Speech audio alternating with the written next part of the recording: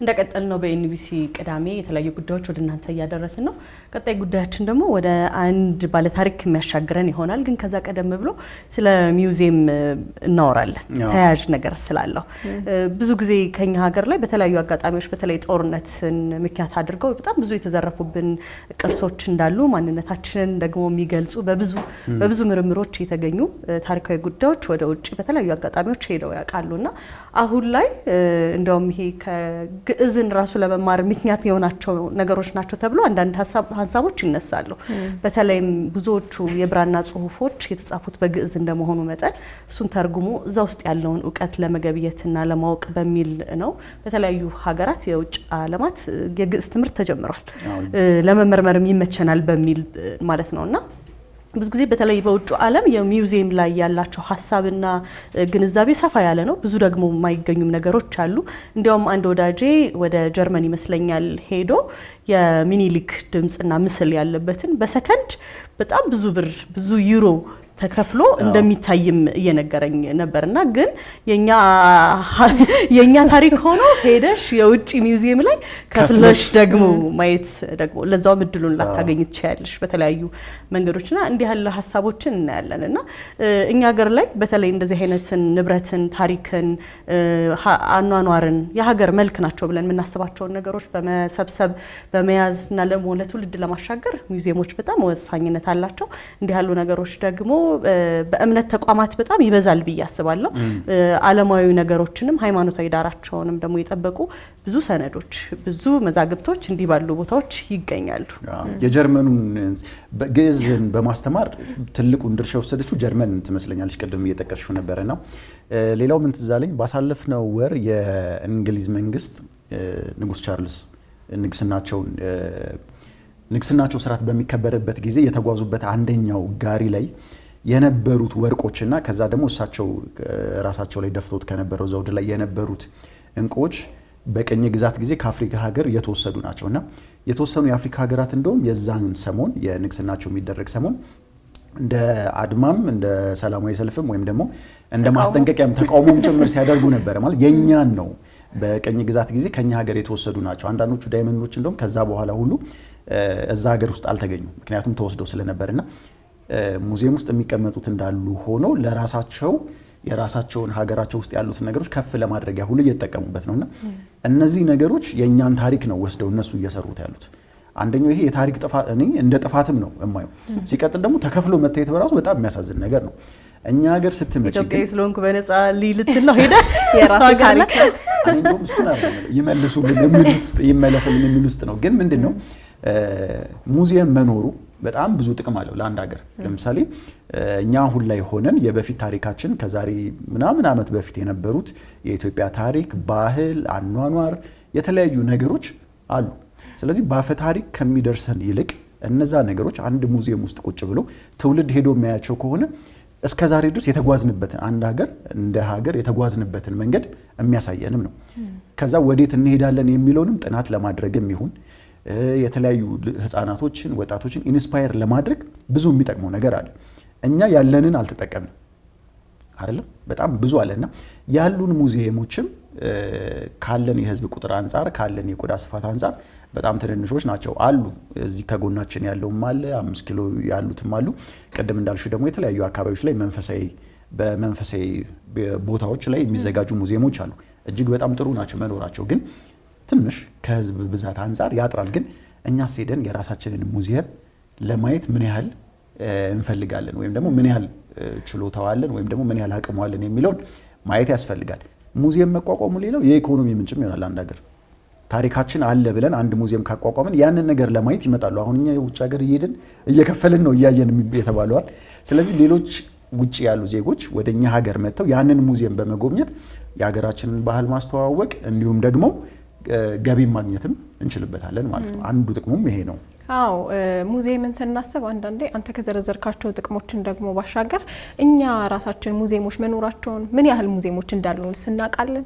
አሁን ያሉንን ነገሮች አለማወቅም አንዱ ሄዶ ላለማየትም ምክንያት ነውና ጥቅማቸውን መጀመሪያ ከመዘርዘራችን በፊት ያሉንን ሀብት ራሱ ማወቅ ይቀድማልና እኛ ራሳችን ሳናቅ ለሌሎች ለማስጎብኘትና ገቢ ለማምጣት ስናስብ ደግሞ ሌላ ሂደት ነው ያለውና አብዛኞቻችን እዚህ አዲስ አበባ ውስጥ እንኳን ያሉትን ሙዚየሞች ምን ያህሎቻችን እናውቃቸዋለን? ሁላችንም ራሳችንን የምንፈትሽባቸው ጉዳዮች ነው የሚሆኑት። ግን እንዳልከው ሙዚየሞች በጣም በርካታ የኋላንም የፊትንም ነገሮች ከኋላ ተምረን ወደፊት የምናደርጋቸውን ነገሮች እንድንቃይ መለስ ብለንም ደግሞ እንዲህ ነበርን፣ ስለዚህ አሁን ያለንበትን ሁኔታም ደግሞ ለማስተካከል የሚያስችሉ በርካታ ታሪኮች እኛ ብዙ የቀደሙ ታሪኮች አሉን። ግን ብዙ ጊዜ ሲወሳ ሲነገር የምንሰማው ደግሞ እንዳልተጠቀምንባቸው። እስቲ ዞር ብላችሁ የአባቶቻችሁን ታሪክ አጥኑ ይባላል አይደለ?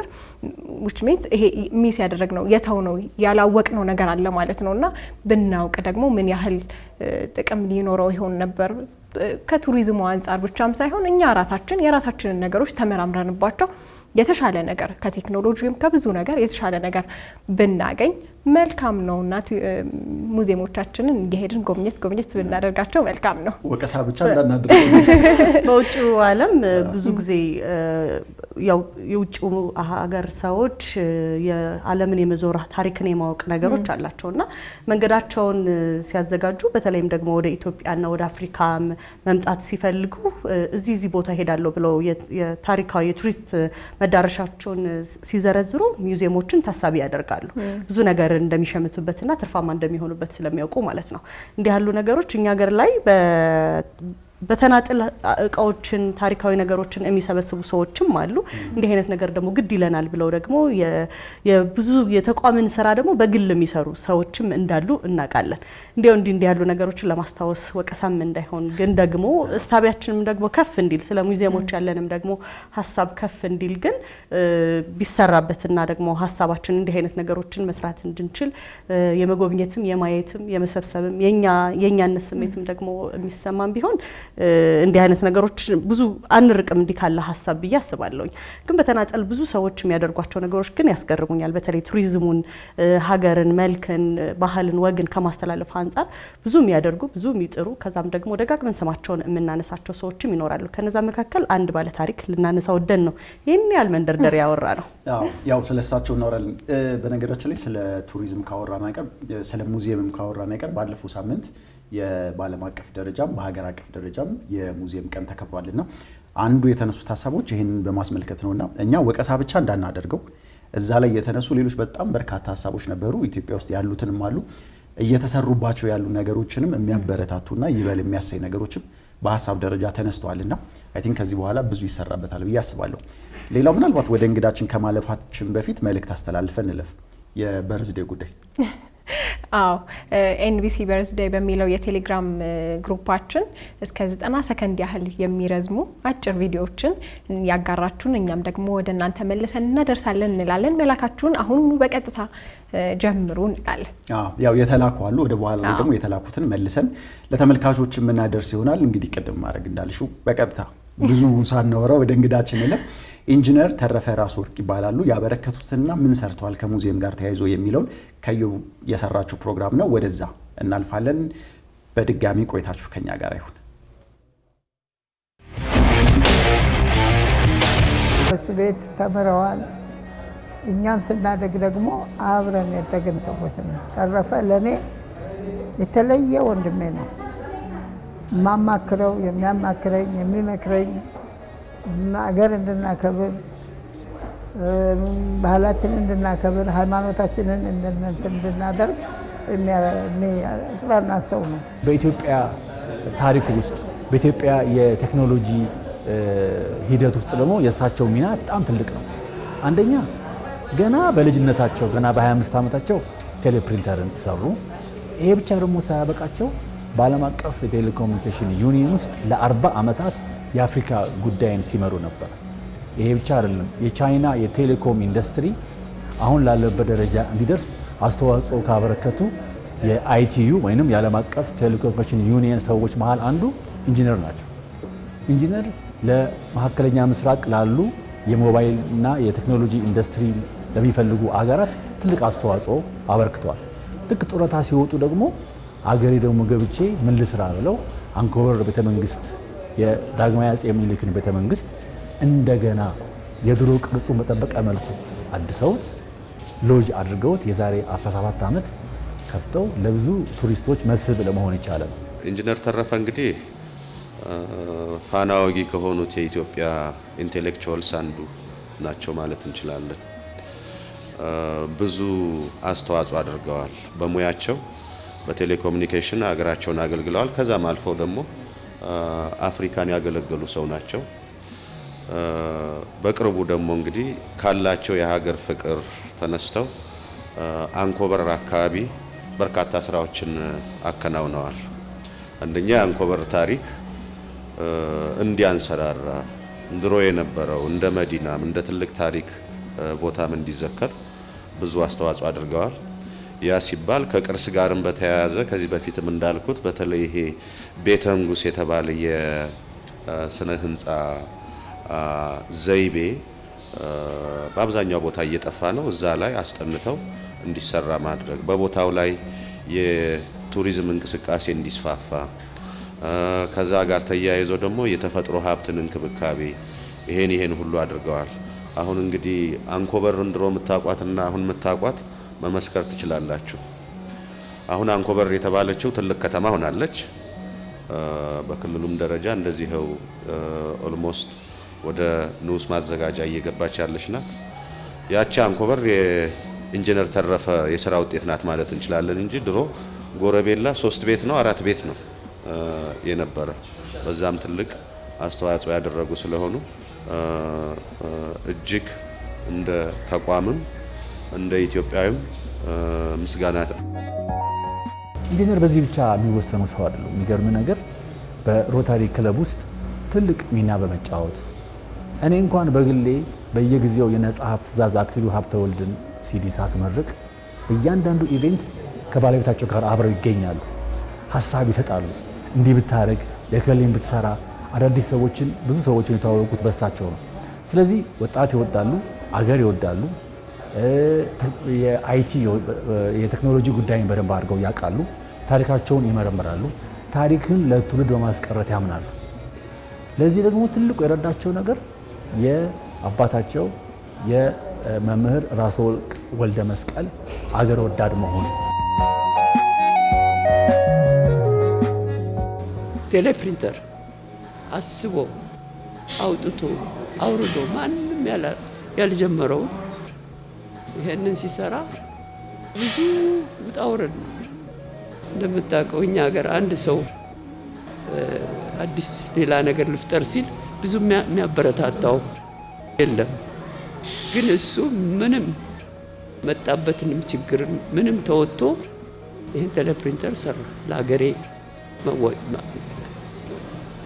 እንትን ነው ድጋፍ ነው ለሀገሬ አስተዋጽኦ ነው ብሎ ይሄን ሰራ። ይሄንን ሲሰራ ደግሞ ጥቂት ሰዎች ናቸው ያወቁለትና ያመሰገኑት። ፈረንጆቹ በጣም አውቀው ይሄንን በደንብ ተሰጡት፣ ፓቴንት ሰጡት። እዚህ ግን ጃንሆይና ጥቂት ሰዎች ናቸው ያወቁለት። ኢትዮጵያ በኩል ስንመለስ ለምሳሌ ስለ ፊደል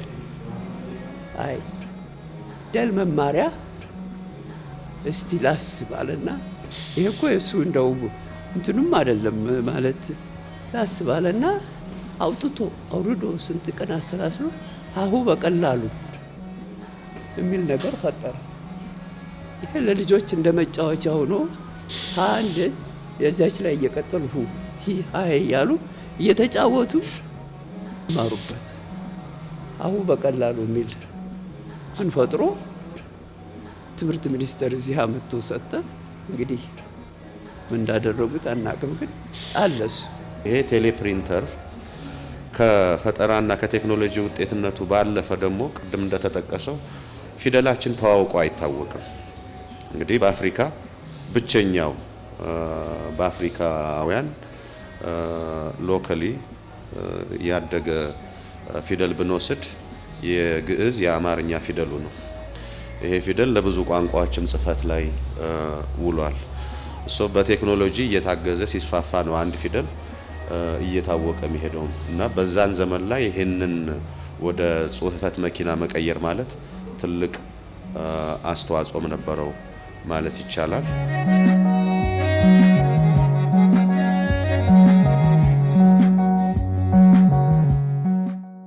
ባሳለፍነው ሳምንት በብሔራዊ ሙዚየም በተደረገ ስነ ስርዓት ላይ የኢንጂነር ተረፈ ራስወርቅ የፈጠራ ስራ የሆነው ይህ ታሪካዊ ቴሌፕሪንተር በቤተሰቦቻቸው አማካኝነት ለብሔራዊ ሙዚየም በስጦታነት ተበርክቷል። መጣ ቴሌፕሪንተር እዚህ መጥቶ መቀመጡ ለወደፊት ለወጣት ትውልዱ ሊያበረታታ ይችላል።